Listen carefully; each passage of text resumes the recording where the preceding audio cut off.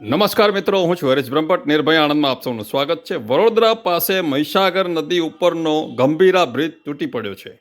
ઘણા લોકોના જીવ ગુમાવ્યા છે. 3 થી 4 વાહનો ખાબકી પડ્યા છે. ઘણા સમયથી આ બ્રિજની દુર્દશાના કારણે કમ્પ્લેનો કરવામાં આવી હતી, પરંતુ બહેરા અને મોંઘા ઓફિસરોના કાને આ વાત ગઈ જ નહોતી તેવું લાગી રહ્યું છે.